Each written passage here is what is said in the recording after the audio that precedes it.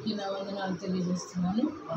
ఈరోజు వాక్య ధ్యానం నిమిత్తము యెషయా గ్రంథము 5వ అధ్యాయాన్ని ధ్యానించాలనుకుంటున్నాను. యెషయా గ్రంథము 5వ అధ్యాయం.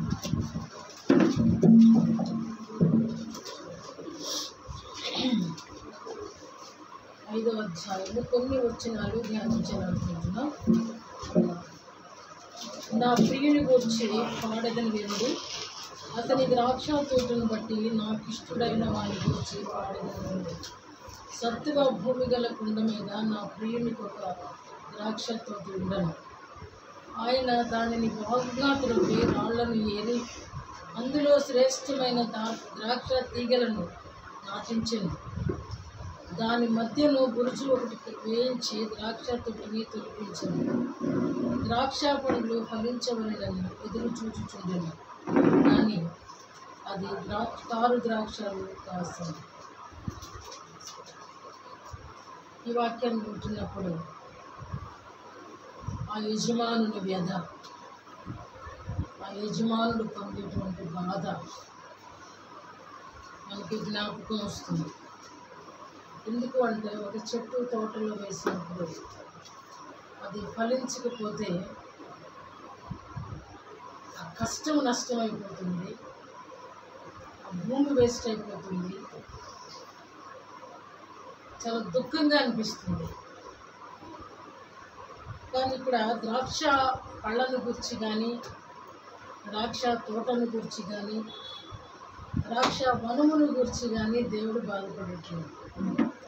వాళ్ళెవరు అని చెప్పి బాధపడుతున్నాడంటే, 7వ వచనంలో ఉంది కదా, యూదా మనుషులు ఆయనకి ఇష్టమైన మనము, ఇశ్రాయేలు వంశము సైన్యములకు అధిపతి యెహోవా ద్రాక్ష తోట. ఈ అధ్యాయంలో నుంచి మనం నేర్చుకుంటున్నాం. ఈరోజు ఆయనట మంచి ద్రాక్ష పళ్ళే నాటాడట, శ్రేష్టమైన ద్రాక్ష తీగలను నాటించను, శ్రేష్టమైన ద్రాక్ష తీగలను నాటించను. అయితే శ్రేష్టమైన ద్రాక్ష తీగలు నాటినప్పుడు 6 ద్రాక్ష కాసింది అని చెప్పేసి ఇక్కడ ప్రభువు వాపోతూ ఉన్నారు.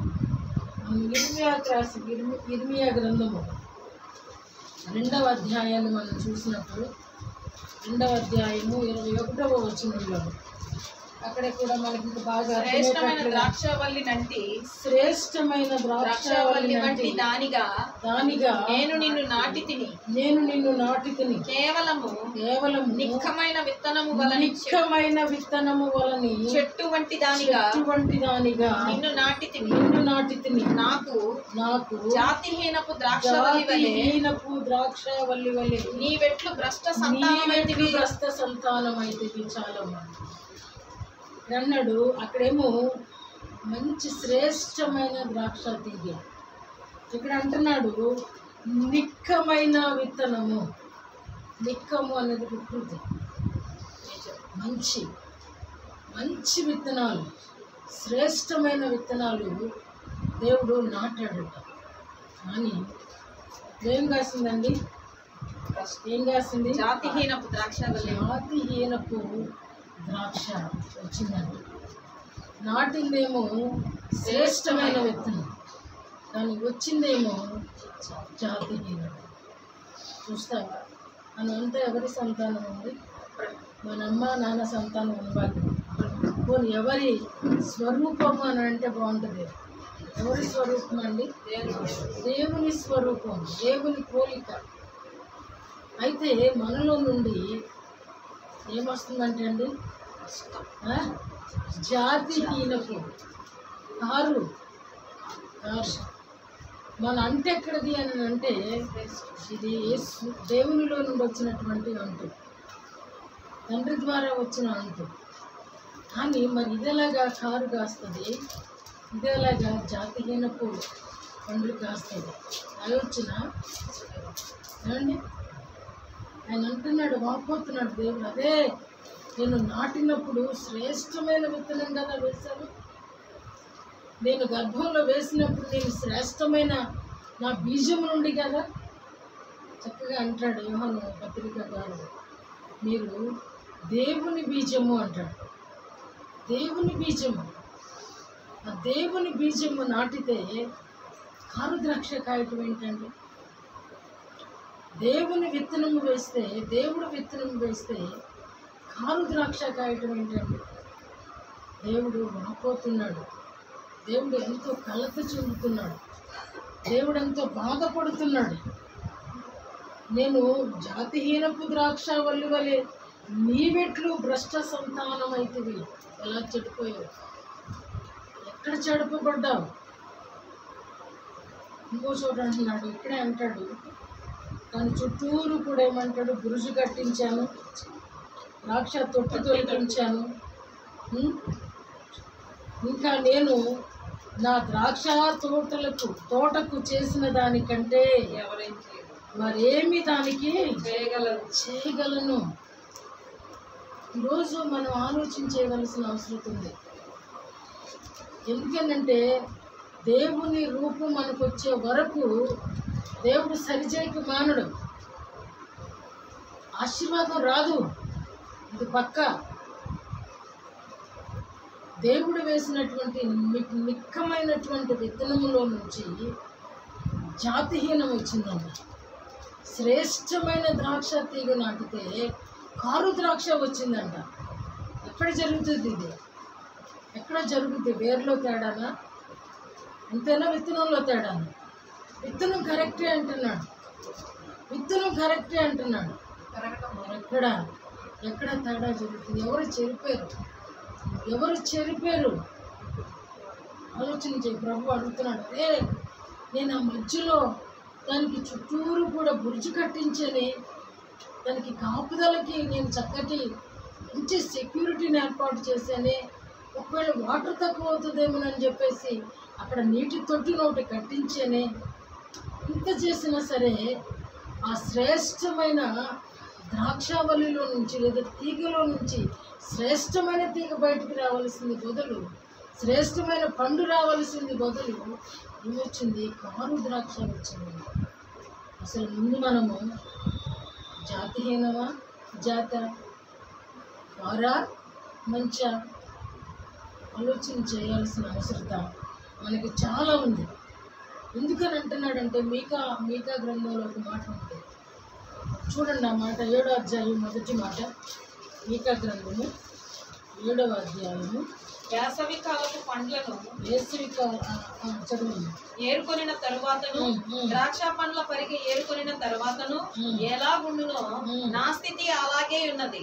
ద్రాక్ష పండ్ల గెల ఒకటియూ లేకపోయేను, నా ప్రాణమునకు ఇష్టమైన ఒక కొత్త అంజూరపు పండ్లైనను లేకపోయేను, భక్తుడు దేశంలో లేకపోయేను. చాలు. ఇప్పుడు ప్రభు అంటున్నాడు, అంత పరిగి కూడా అవి ఏరేసేసిన తర్వాత మోడులు తప్ప ఏముండవు ఆ భూమిలో. పంట కూర్చుకున్న తర్వాత ఎంతో కొంత పరిగి దొరుకుతుంది ఆ భూమిలో. అది కూడా ఏరేసిన తర్వాత ఎలా ఉంది అని అంటే ఇక్కడ దేవుడు వాపోతున్నాడు. ఏమని? వేసవి కాలపు పండ్లను ఏరుకొనిన తరువాతను, ద్రాక్ష పండ్ల పరిగే ఏరుకొనిన తరువాతను ఎలాగుండునో నా స్థితి అలాగే ఉన్నది. ఎలా ఉంది అని అంటే దేశంలో భక్తుడు ఆయన నా ప్రాణమునకు ఇష్టమైన ద్రాక్ష పండ్ల గెల ఒకటైనను లేదు. ద్రాక్ష పండ్లు కారైతే మంచి పండ్లు ఎలా దొరుకుతాయండి? కాసేది కారు, కాసేది జాతిహీనకు, మంచి పండ్లు ఎలా దొరుకుతాయండి? వాపోతున్నాడండి దేవుడు. దేవుని మనోవేదనను ఈరోజు మనం గ్రహించాలని నేను మనవి చేస్తున్నాను.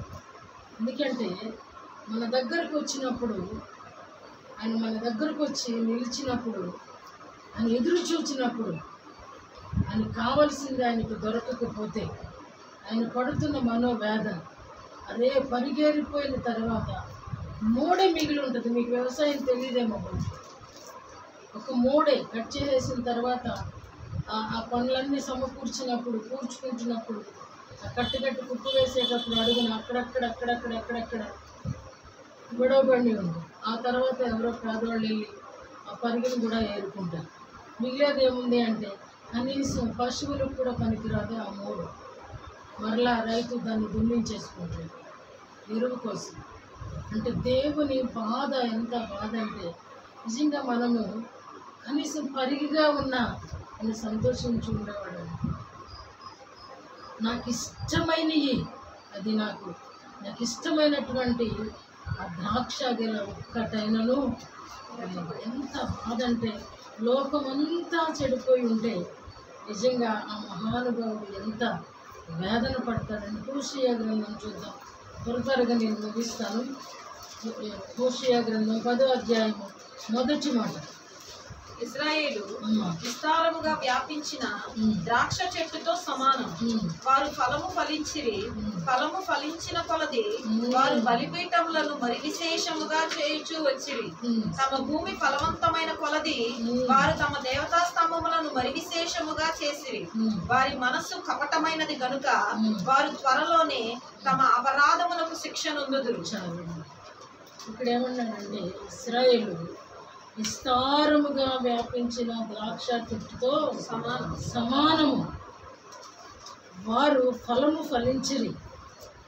ఫలము ఫలించిన కొలది వారు బలిపీఠములను మరి విశేషముగా చేయుచు వచ్చిరి. తమ భూమి ఫలవంతమైన కొలది వారు తమ దేవతా స్తంభములను. ఉందా ఆలోచన ఉందా? నేనెక్కడ కట్టానండి, నేనే ఏ గుడి కట్టానండి, నేనే టెంపుల్కి వెళ్ళానండి, నేనే విగ్రహారాధన చేశానండి అంటున్నావా? వాళ్ళందరూ కూడా మనకంటే చాలా శ్రేష్టమైనది. ఎందుకంటే వాళ్ళందరూ టెంపుల్స్లోనూ ఇళ్లలోనూ పెట్టుకుంటారు, మన గుండెల్లో పెట్టుకుంటారు విగ్రహాలు. వాళ్ళకి మనకి అంత తేడా ఉంది. ఎవరికి విగ్రహారాధికులు అంటే క్రైస్తవులే ఎక్కువ విగ్రహారాధికులు. గుండెలో ఉన్న విగ్రహాన్ని తీసేయడానికి మన మనస్కరించదు. అది ఏ రీతి విగ్రహం అని అంటే అది మనమే యోచించుకుంటే మనకు తెలుస్తుంది. ఇది నీ హృదయంలో పలానా విగ్రహం ఉంది అనేది నాకు తెలియదు, కానీ నా లోపల కూడా చూడగలిగినటువంటి దేవుడి దగ్గరికి వెళ్తే నీ లోపల ఉన్న విగ్రహం, నా లోపల ఉన్న విగ్రహాన్ని దేవుడు తాటపరుస్తాడు. వీళ్ళు స్పిరిచువల్గా వాళ్ళు విస్తరించారు, విస్తారమైన జనం అయ్యారు, అంత వ్యాపించారు. ఎలా అంటే ద్రాక్ష ఇక్కడ చెట్టు పెట్టే ఉంటే ఇంటి చుట్టూ తిరిగి వస్తుంది, ఆకుతూ అంత వ్యాపిస్తుంది ద్రాక్ష. అయితే ఇజ్రాయేల్ ప్రజలు కూడా ఆ రీతిగానే వ్యాపించి ఏం చేశారంటే వాళ్ళు ఎంతగా వ్యాపించారు, ఎంతగా విస్తరించారు, ఎంతగా అభివృద్ధి చెందారు, అంతగా వాళ్ళు ఏం చేశారంటే విగ్రహారాధన చేశారు. వాళ్ళు ఫలించిన కొలది దేవుడు దీవించేది ఎందుకు వరకు అని అంటే కృతజ్ఞత కలిగి ఉంటాను. దేవుడు ఒక వ్యక్తిని లేవనెత్తేది ఎందుకంటే కృతజ్ఞత కలిగి ఉంటాను. నిన్ను లేపింది ఎవరో గ్రహిస్తావు. ఒకవేళ సమస్యలు ఉంచేది ఎందుకు అని అంటే సమస్యలో నుంచైనా వెతుకుతావు. రెండు కూడా ఆయన నుండి వచ్చేది. సమస్య దేవుని దగ్గర నుండే వస్తుంది, దానికి సొల్యూషన్ కూడా దేవుని దగ్గర నుంచే. సమస్యలో ఉన్న ప్రతి ఒక్కరు కూడా సమస్యలో నుంచి దేవుణ్ణి వెతకాలి, అంతేగాని సమస్య విగ్రహంగా ఉండకూడదు. కొన్నిసార్లు ఒక సమస్య తీరకపోతే అదే దాని మీద మన మనసు లక్ష్యం ఉంచేస్తాం. ఖచ్చితంగా గ్యాస్ అనేది జబ్బు అనుకోండి, నా మనసంతా దాని మీదే ఉంటుంది, కదిలినా మెదిలినా. నేను ఎగ్జాంపుల్ చెప్తున్నా. ఏది వచ్చినా అదే అనుకుంటాను, ఏది తిన్నా అదే అని అనుకుంటాను. అది నాకు విగ్రహం.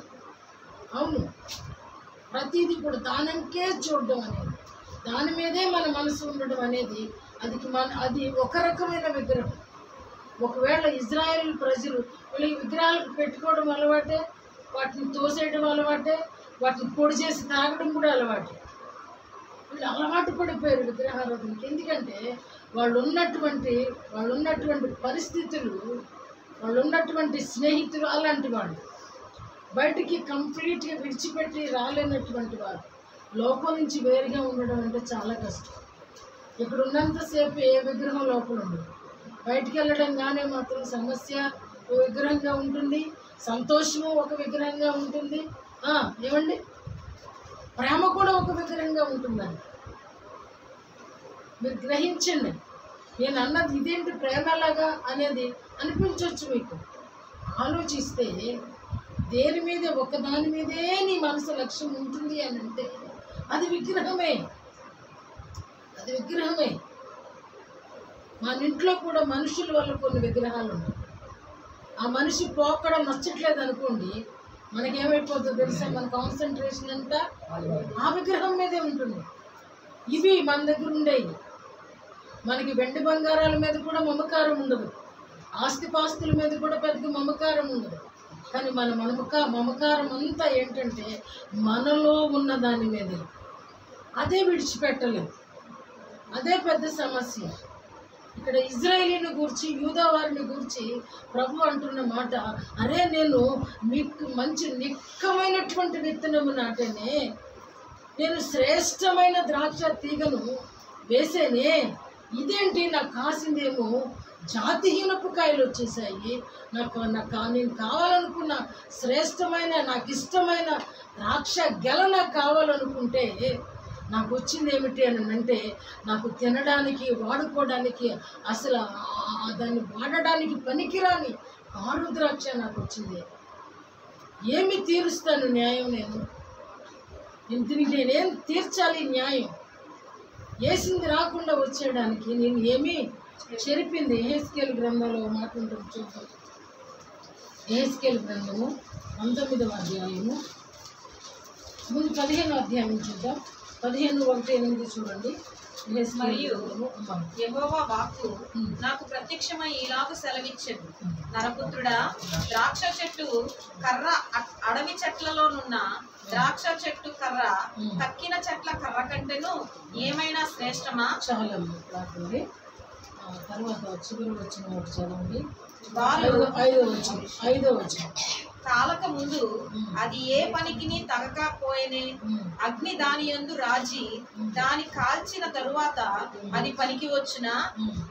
కావున ప్రభువైన యెహోవా ఇలాగ సెలవిచ్చుచున్నాడు, నేను అగ్నికి అప్పగించిన ద్రాక్ష చెట్టు అడవి చెట్లలో ఎలాంటిదో యెరూషలేము కాపురస్తులను అలాంటి వారే గనుక నేను వారిని అప్పగింపబోచున్నాను. చాలు. ఏమంటున్నాడండి? యజమానుడిగా ఆయనకు ఒక రైట్ ఉంది, దేవాతి దేవునిగా ఒక రైట్ ఉంది. ఇదేమన్నా పోనీ ఈ ద్రాక్ష చెట్టు చాలా దేవదారు చెట్టు లాంటిదా? ఏమండి? జల్దర వృక్షం వంటిదా? కాదు. ఒక టేక ఏది కాదండి. అది ఆ ద్రాక్ష కాయలు మాత్రం ఉపయోగం, కానీ ఆ తర్వాత దానిలోది ఏది కూడా ఉపయోగమైంది కాదు. మరి ఏమి చూసి నీకు ఏమి చెరిపితాలయ్యో? ఇప్పుడు చదవండి. యెహెజ్కేలు గ్రంథము 19వ అధ్యాయము 2వ వచనం. నీ తల్లి ఎటువంటిది? ఆడు సింహము వంటిది, ఆడు సింహముల మధ్య పండుకొనేది. అదంతా వదిలేమో. 11వ వచనము. భూపతులకు దండములైనట్టి గట్టి చువ్వలు దానికి కలిగి ఉండెను, అది మేఘముల నంటునంతగా పెరిగింది. ఈ తల్లి ఫలభరితమైన తీగలతో నిండి ఉండి విస్తారమైన చెరువుల దగ్గర నాటబడిన ద్రాక్షావళి వలె నుండెను. భూపతులకు దండము లేనట్టి గట్టి చువ్వలు దానికి కలిగి ఉండెను, మేఘముల నంటునంతగా పెరిగెను. విస్తారమైన దాని కొమ్మలు బహు ఎత్తుగా కనబడెను. అయితే బహురౌద్రము చేత అది పెరికివేయబడినదై నేల మీద పడవేయబడెను. తూర్పు గాలి విసరగా దాని పండ్లు వాడెను, మరియు దాని గట్టి చువ్వలు తెగి వాడిపోయి అగ్ని చేత కాల్చబడెను. చాలు. ఇక్కడ ద్రాక్ష గురించి దేవుడు ఒక నిర్ణయానికి వస్తున్నాడు. ఇందాక ఏమన్నాడంటే, నువ్వేమైనా ఒక గొప్ప చెట్టుగా, నువ్వేమన్నా శ్రేష్టమైన దానిగా. ఇక్కడ అంటున్నాడు, తూర్పు గాలి విసరగా దాని పండ్లు వాడును, మరియు దాని గట్టి చువ్వలు తెగి వాడిపోయి అగ్ని చేత కాల్చబడును. దేవునిలో నుండి అగ్ని వచ్చి కాల్చివేస్తుంది. ఎందుకు దేవుడు ఈ ద్రాక్ష పండ్లు ఫలించాలి, ద్రాక్ష చెట్టు ఉందంటే ఫలించాలనుకుంటున్నారంటే, ఆ న్యాయాధిపతుల గ్రంథంలో మాట ఉంటుంది, దేవుని మానవులను సంతోషపెట్టేటువంటి లక్షణం ఆ చెట్టు కలిగింది. దేవునిని మానవులను. యేసు రక్తం అని దేన్ని ఉపయోగిస్తామండి? యేసు రక్తముగా దేన్ని ఉపయోగిస్తామండి? ఎంత అద్భుతమైనటువంటి ఆలోచన దేవుడు ఆ పండు పట్ల కలిగి ఉంటే మంచి విత్తనము వేస్తే మరి ఈరోజు ఆయన కోసుకోవచ్చినప్పుడు ఆయనకి ఇష్టమైనప్పుడు దాన్ని తెంపి చూసినప్పుడు ఆరువైనప్పుడు ఆయన దాన్ని ఏం చేస్తానంటాడండి? ఒకవేళ తూర్పు గాలికి అప్పగిస్తాడంట. అదేం చేస్తుందంట? పండ్లు గాలి పండ్లు మాడిపోతాయంట. తర్వాత అగ్ని దిగి వచ్చి దాన్ని కాల్చి వస్తుంది. జాగ్రత్త సుమ. ఒకవేళ దేవుడు నన్ను చూడట్లేదు, నేను ఆంతర్యంలో చాలా బాగున్నాను, నేను ఎక్కడా కూడా పొరపాటు చేయట్లేదు అని అనుకుంటున్నావా? అదే పొరపాటు. నేను ఎక్కడా పొరపాటు చేయట్లేదు అనుకోవటమే పొరపాటు. కీర్తనకారుడు కూడా మాట అన్నాడు. 80వ అధ్యాయము, కీర్తనల గ్రంథం 80వ అధ్యాయము 12వ వచనం. త్రోవను నడుచు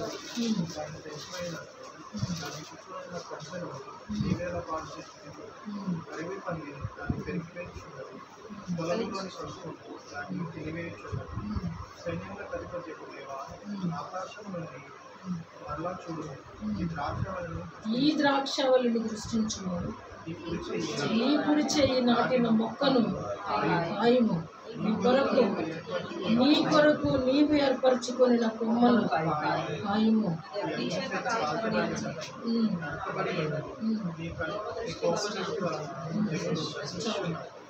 ఇక్కడ కీర్తనకారుడు ప్రార్థిస్తూ ఉన్నాడు.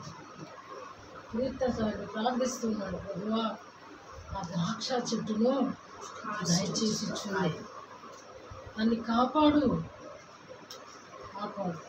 నిజమైన మనల్ని కాపాడకపోతే మనలో ఒక్క మంచి ఫలం కూడా ఉండదండి కదా. ఫలము అని అంటే చక్కగా గలతీ పత్రికకారుడు పౌలు చక్కగా చెప్తాడు. ఆత్మఫలము ప్రేమ, సంతోషం, సమాధానం, దీర్ఘశాంతం, దయాళుత్వం, మంచితనం, విశ్వాసము, సాత్వికము, ఆశానికం. ఇవి ఉన్నాయండి ఒక ఫలంలో. ఈ 9 ఒకసారి ఉన్నాయేమో చూసుకో. ఈ 9లో అన్నీ కలిపి ఒక ఫలమే, కానీ ఫలాలన్నీ కలిపితేనే ఒక ఫలమైంది. నిజంగా ఏ విషయంలో ప్రేమలో దిగజారిపోతుంది, అప్పుడు ఫలం కోల్పోయినట్లే కదా. సంతోషం ఉన్నదాన్ని బట్టి సంతోషిస్తే ప్రభువుని స్తుతించకుండా ఉండలేము. సమాధానం అన్నీ కూడా నేను అవన్నీ కూడా మెడిటేట్ చేసి చూసా. ఏదో ఒక కొరత దానిలో కనబడుతున్నాను. ఏది లేకపోతే ఆశా నిగ్రహంలో పోద్ది. ఆలోచన చేయండి. కీర్తనకారుడు అన్నాడు, ప్రభువా నీవు నాటిన ద్రాక్ష చెట్టును దృష్టించు, దాన్ని కాయము. అలా విజ్ఞాపన చేసే విజ్ఞాపనకర్త నీకున్నాడా? నీ పక్షముగా విజ్ఞాపన చేసే విజ్ఞాపనకర్త నీకు ఉన్నాడా? యోచించు ఒకసారి. అగ్నికి దహించేస్తానంటున్నాడు. యెహెజ్కేలులో చదివాం, చలముల మధ్య నిన్ను నాటేనే, చలముల మధ్య కూడా నీవు ఫలించకపోతే అగ్ని వచ్చి కాల్చివేస్తుంది అంటున్నాడు. ఏమండి, యెషయా అంటున్నాడు, అరే చుట్టూరు నేను నీకు కాపుదల కూడా ఇచ్చేది, అయినా సరే నువ్వు పిచ్చికాయలు కాస్తేవేమి అంటున్నాడు. జకర్యా గ్రంథము 8వ అధ్యాయం 12వ వచనం గురించి చూద్దాము. జకర్యా గ్రంథము 8వ అధ్యాయము 12వ వచనం. 8:12. సమాధాన సూచకమైన ద్రాక్ష చెట్లు ఫలమిచ్చును, భూమి పండును, ఆకాశము నుండి మంచు కురియును. ఈ జనులలో శేషించిన వారికి వీటినన్నిటినీ నేను స్వాస్థ్యముగా ఇత్తును. చాలా ఏమన్నాడండి? సమాధాన సూచకమైన ద్రాక్ష చెట్టు ఫలమిచ్చును. మరి ఉందా? అది ఉందా రాసుకోండి మీ బైబిల్లో. సమాధాన సూచకమైన ద్రాక్ష చెట్టు మంచి ఫలం ఇస్తుంది. ఏమండి? దేవునితోనూ సమాధానం, మనుషులతోనూ సమాధానం. ఏమండి? ఆ సమాధానం అనేది లేకపోతే ఇందాక 9 ఫలం అని చెప్పాడు, అందులో కూడా సమాధానం వచ్చింది. ఇక్కడ కూడా ఏమంటున్నాడంటే సమాధానం. ఒక వ్యక్తి ఫలించాలి అని అంటే, ఒక వ్యక్తి మంచి ఫలము రావాలి అని అంటే సమాధానము చాలా అత్యవసరమని చెప్తుంది. ఇప్పుడు భూమి పండును, ఆకాశము నుండి మంచు కురియును, ఈ జన్మలో శేషించిన వారికి వీటన్నిటినీ నేను స్వాస్థ్యముగా ఇస్తును. ఇదే సైన్యములకు అధిపతి యూదా వారలారా, ఇశ్రాయేలు వారలారా, మీరు అన్ని జన్మలో ఎలాగూ శాపాస్పదమై ఉంటిరో అలాగే మీరు ఆశీర్వాదమగినట్లు నేను మిమ్మల్ని రక్షించును. భయపడగా ఒకవేళ ఇప్పటి వరకు కూడా అలాంటి ఫలం లేని పరిస్థితి ఉంటుంది. ఇప్పటి వరకు కూడా కారే కాసుంటే ఒక అవకాశం అనుభవిస్తామంటున్నాడు. ఇవాళ ఇప్పటి వరకు ఉన్నటువంటి లైఫ్ని విడిచిపెట్టు, ఇప్పటి వరకు ఉన్నటువంటి ఆ గలిబిలిని విడిచిపెట్టు, కపటాన్ని విడిచిపెట్టు, ద్వేషాన్ని విడిచిపెట్టు. ఇప్పుడు రా, ఆకాశం నుండి నీకు చక్కగా మంచి ఇస్తాను, లేదా వాటర్ ఇస్తాను, భూమి కూడా ఫలభరితంగా చేస్తాను. అప్పుడు మంచి ఫలం వస్తుంది. ఎప్పుడు అని అంటే సమాధానకరంగా ఉన్నప్పుడు, మన హృదయంలో పీస్ ఆఫ్ మైండ్ ఉన్నప్పుడు, మన హృదయంలో ప్రశాంత వాతావరణం ఉన్నప్పుడు, ప్రశాంతంగా ప్రభుతో ఏకమై ఉన్నప్పుడు, దేవునికి మనకి సమాధానం ఉన్నప్పుడు హృదయంలో కలిగే సంతోషాన్ని మాటలతో వర్ణించాలి. అది ఎప్పుడు వస్తుంది అని అంటే ఒక 1 అవర్ లేదంటే 1.5 అవర్ ఇంచుమించు దేవునితో సమాధానంగా ముందుకు వెళ్తున్నప్పుడు మనం ఆరాధన, అది మనం పాడకుండా పరిశుద్ధాత్ముడు మనలో నుంచి ఆనందిస్తూ ఉన్నప్పుడు అప్పుడు మాత్రమే హృదయంలో సంతోషం వస్తుంది. అలా కాకుండా ఒక అరగంట కంటే ఆరాధన నేను గంటగా మార్చాను అనుకోండి, మీకు విసుకొస్తుంది. ఎందుకంటే ఆ సమాధానం అనేది, ఆ పరిశుద్ధాత్ముడు అనేది మన హృదయాన్ని ఆలనప్పుడు మనకి విసుకొస్తుంది. అదే పరిశుద్ధాత్మని నిలయమైనప్పుడు ఆనందించిన కొలది ఇంకా ఇంకా ఇంకా ఇంకా ఇంకో అరగంట ఉంటే బాగుంది, ఇంకో పావు గంట ఉంటే బాగుంది, ఈ సంతోషం బయటకు వెళ్ళిపోద్దేమో అనేటువంటి తహతహ నీలో స్టార్ట్ అవుతుంది. సమాధానము అంత వాయువుగా. అందుకని యూదాపత్రికలో చివరి మాటలు సమాధానకర్త దేవుడు తొట్టిల్లిపోకుండా కాపాడతాడట. తొట్టిల్లిపోలేడు. ఏదో ఒక సమయంలో తొట్టిల్లిపోతాం మనం కొన్ని పరిస్థితులు గుండా వెళ్తున్నప్పుడు. సపోజ్ మనకి కావాల్సింది వెంటనే అందించలేదనుకోండి, హృదయంలో ఏమొచ్చేస్తుందండి? తొట్టిల్లిపోద్ది హృదయం, మనసు తొట్టిల్లిపోద్ది. తొట్టు ఎలా ఇల్లుద్ది అని అంటే కోపాన్ని దానికి అండగా తెచ్చుకుంటుంది. కోపం వచ్చినప్పుడు మనిషి ఏమవుతాడండి? అరెస్ట్ అవుతాడు. ఇప్పుడు ఏం కోల్పోతున్నామండి? ఏం కోల్పోతున్నాం? సమాధానం కోల్పోతాం. ఇలాంటి మన జీవితంలో రోజుకి ఎన్నో కొన్ని మాటలు జరుగుతూనే ఉంటాయి. ఎందుకనంటే ఆ కీర్తనకారుడు అంటాడు, నీ భార్య ఫలించు ద్రాక్షావళి, నీ భార్య ఫలించు ద్రాక్షావళి. ఎక్కడికి వెళ్ళాడండి ఇప్పుడు? యేసు రక్తమే కాదు, దేనికి సింబల్గా ఉంది అని అంటే ద్రాక్ష పండు ఫలించేటువంటి భార్యకు. భార్య అంటే ఎవరండి? ఎవరి కొరకండి ఇప్పుడు దీని బాధ? ఎవరి కొరకండి దేవుని వేదన? సంఘం కొరకే. ఎందుకంటే ఆమె ఆయన భార్య, పిలివిచ్చి వెల చెల్లించి కొనుక్కున్నాడు. ఆయనే ఆ పాత్రను చేశాడు, ఆ పాత్రకు వెల కట్టి వెల చెల్లించి కొనుక్కున్నాడు. అందుకని నీవు నా దానమైతివి 16వ అధ్యాయం ఎహెజ్కేలు గ్రంథంలో ఉంటుంది. నేను నిన్ను కొనుక్కున్నాను, నీకు ప్రశస్తమైన వస్త్రాలు తొడిగాను, నువ్వు రక్తంలో పొర్లుతూ ఉన్నప్పుడు నేను కడిగాను, నీకు ఉప్పు రాశాను, నీ నాభి సూత్రం కోసాను, ప్రశస్తమైన ఆ నగలతో నిన్ను అలంకరించాను, అప్పుడు నీవు నా దానమైతివి. మనం ఎవరమండి ఇప్పుడు? ఎందుకు ఆయన అగ్ని వేద్దాం అనుకుంటున్నాడు, ఎందుకు విగ్రహారాధనను అసహించుకున్నాడంటే ఆయన సొత్తు, మనం మనోళ్ళం కాదు. నాది అంటాకి నా డిక్షనరీలో ఆ పేరు లేదు. నీ డిక్షనరీలో నేను అనే పదం కొట్టేయాలి, నాది అనే పదం కొట్టేయాలి, నా ఆలోచన చేస్తాననేది కొట్టేయాలి. బైబిల్ చెప్తుంది, దేవుని చిత్తమైతే మనము ఇది అది చేతము రండి. దేవుని చిత్తానికి విడిచిపెట్టాలి. అప్పటి వరకు కూడా కారు ద్రాక్షవే. నేను అనుకున్న పదము మనలో ఉన్నంత కాలం అదే నీకు విగ్రహం. అదే బాధపడుతున్నాడు దేవుడు. అరే వాడు ఫలించిన కొలది బలిపీఠాలు విస్తారంగా కట్టారండి. వారు బహుగా ఫలించిన కొలది బలిపీఠాల మీద ధూపం వేశారంట, దేవతా స్తంభాలు కట్టారు. ఎంత దుఃఖకరం అండి, ఎంత దుఃఖకరం. ధూపం వేయట్లేదని అనుకుంటున్నావా? ఆ విగ్రహం మీలో ఉందంటే ఆటోమేటిక్గా అది ఇవాళ రేపు ఉందంటే దాని ధూపం పడిపోతుందని లెక్క. నువ్వు ప్రార్థన చేసే ధూపం ఇది మింగేస్తుందని లెక్కే, మన ప్రార్థనను అడ్డగించేస్తుందని లెక్కే. గమనించు. కాబట్టి ఆయన సంఘం కాబట్టి ఆయన బాధపడుతున్నాడు, ఆయన భార్య కాబట్టి ఆయన వేదన పడుతున్నాడు, ఆయన సొత్తు కాబట్టి ఆయన ఇంకను అంటున్నాడు, దీనికి నేనేమి చేతును, దీనికి నేనేం చెయ్యాలి, ఇంకా నేనేం చేయాలి. రాపోతున్నాడండి దేవుడు.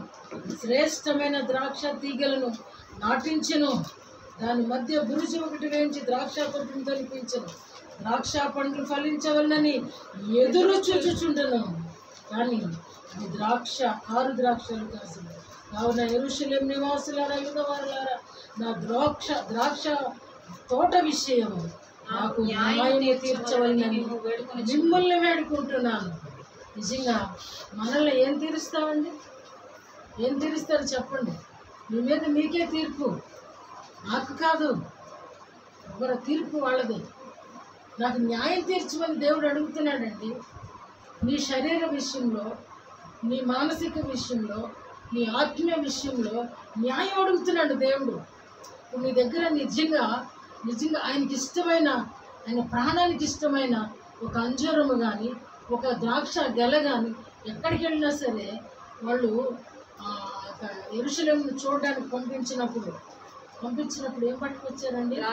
ఇద్దరు మోసుకొచ్చారు ఒక్కొక్క ద్రాక్ష.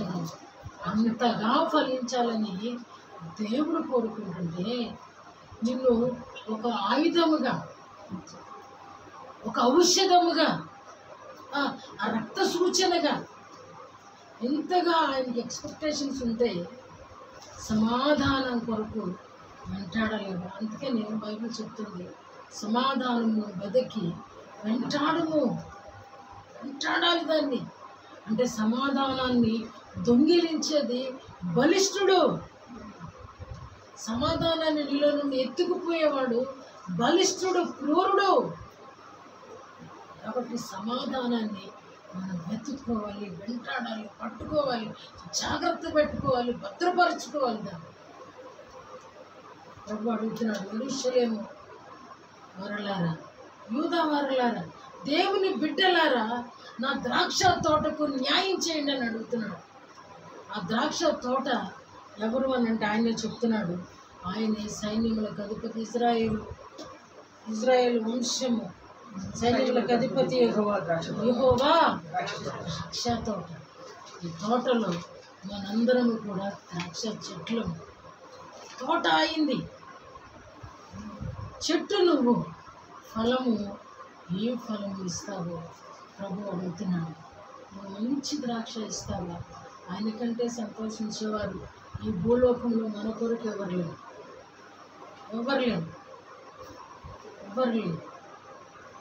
కానీ కారు ద్రాక్ష కాస్తే అది చూసి ప్రభువు ఎంత కన్నీరు విడుస్తున్నాడు. నేనేమి చేయుదును చేస్తానంటున్నాడు. చూడండి, ఇప్పుడు నేను 5వ వచనం చదవాలి. నేను అది వేసివేయబడినట్లు దాని దాని కంచెను కంచెను కొట్టివేసెదను. అది త్రొక్కబడినట్లు ద్రొక్కబడినట్లు దాని దాని గోడను గోడ పడగొట్టి పడగొట్టి దాని పాడు పాడు చేతును. అది శుద్ధి చేయబడదు, పాలతో త్రవ్వబడదు, దానిలో గచ్చ పొదలు చెట్లు బలిసి ఉండదు. ఏమండి మనకు అవసరమా?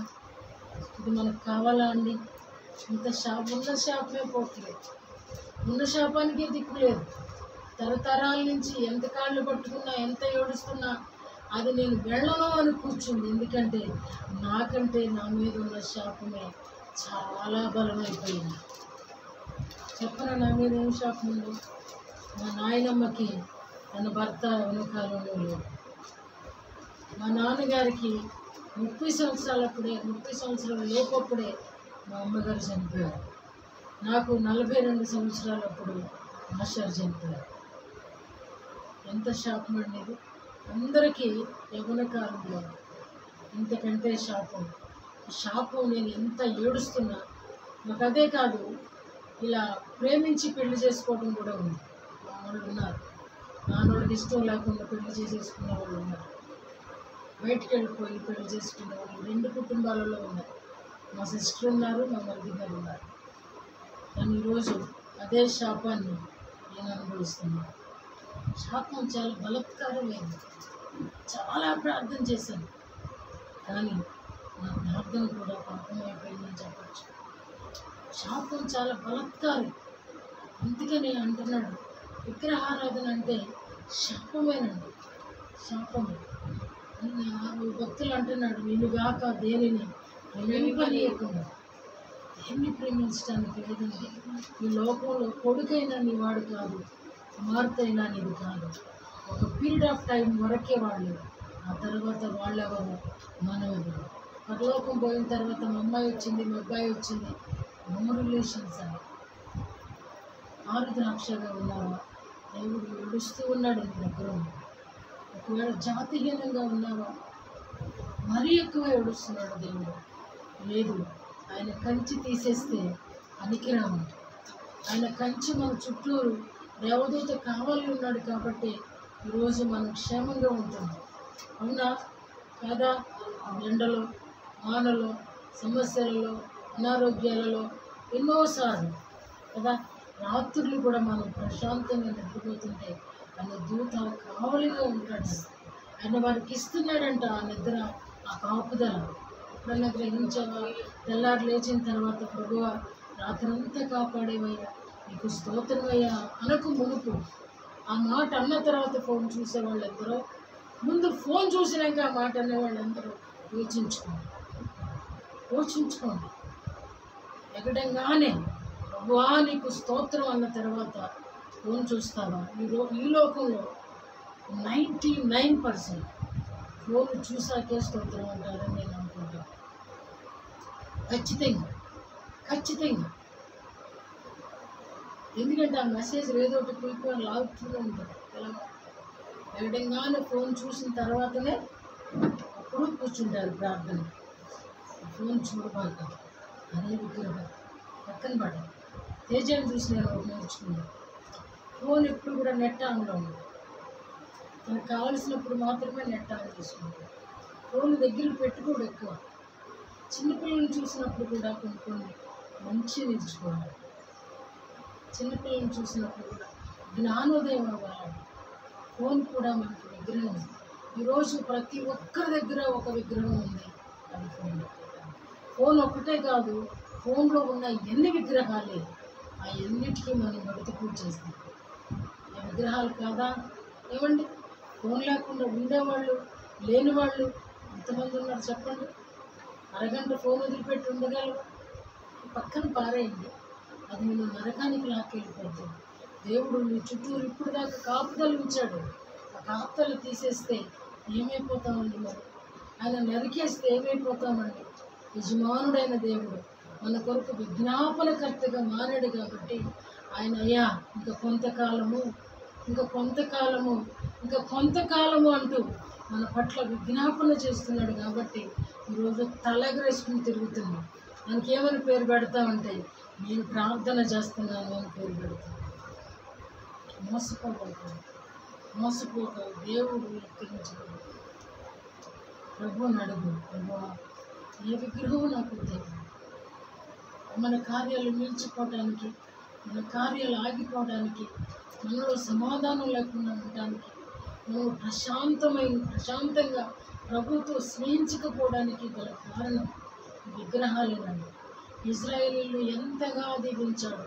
వారి యుద్ధాలే చేశాడా, వారికి ఆహారంగా మారాడా, వారికి నీరుగా మారాడా, వారికి రహదారిగా మారాడా, వారి కొరకు మేఘస్తంభము, అగ్నిస్తంభము నుండి ఎన్ని రకాల పక్షిరాజుగా వాళ్ళ రెక్కల మీద మోసాడా, వాళ్ళ కాళ్ళు వాయినవలేదా. ఎంత చేసినా సరే ఇజ్రాయేల్ యూదావారు వారు ఇంకనూ విగ్రహారాధికులుగానే మారిపోయారు. విగ్రహాన్ని విడిచిపెట్టడం ఎంత కష్టమో ఈరోజు మనం అర్థం చేసుకుంటూ ఈరోజు విడిచిపెట్టడానికి ఆయన బ్రతిమాలుకోవాలని హెచ్చరిక చేస్తుంది. ఎందుకంటే మనలో విగ్రహం ఉన్నంత కాలం మనల్ని ఫలించలేదు. ఆరుద్రాక్షగా ఉండటం వల్ల ఉపయోగం లేదు. జాతిహీనపు పండ్లు ఉండటం వల్ల ప్రయోజనం లేదు. మన దగ్గర మంచి ఫలం ఉంటే, మంచి ఫలం ఉన్న చెట్టుగా ప్రభు చూడాలని ఆశపడుతున్నాడు. ఇస్తావా? ఆయనకి ఇష్టమట.